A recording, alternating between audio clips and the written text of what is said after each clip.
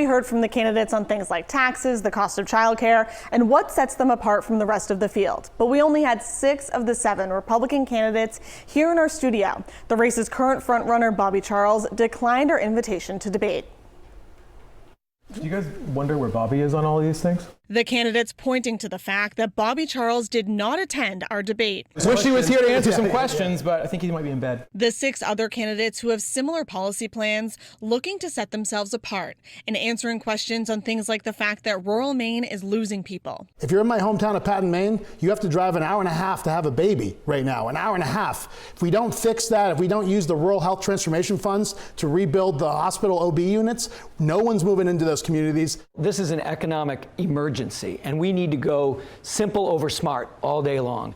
Urgent, immediate tax cut, $1 billion, not just to get that $2,000 per Mainer back into the economy, but to fire off a shot to say that we're ready to grow again. I look at my solution would be we need to become business friendly. Right now, one of our biggest exports are our kids, not just from rural areas, but from the entire state.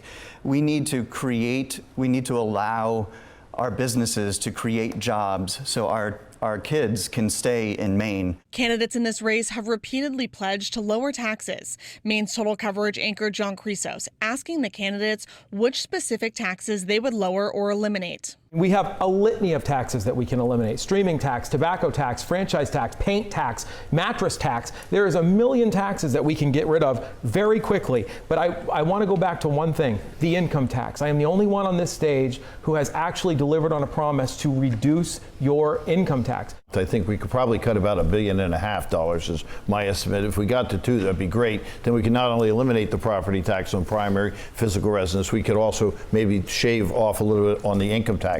But the bottom line is if we don't have the House and we don't have the Senate, we can all sit here and make all the promises in the world to everybody out there, and we can't do anything. As well as what they would do to lower childcare costs if elected. The regulations are terrible, and right now it's keeping 18,000 people out of the workforce of the state of Maine, which is hundreds of millions of dollars to the economy. We have an enhanced law with child care affordability program that was passed recently and enhanced, but it's not enough. So from a solution standpoint, you have to drive more openings, so you got to have more options for parents. And with primaries, it's no surprise there was some friendly banter too. We're on For the these same last 8 playbook years. here, Jonathan. You know what? I'm going to get you in my administration. You're very We'll see about that. The 7 Republican gubernatorial candidates will be on the primary ballot on June 9th. For Commitment 2026, I'm Jackie Mundry.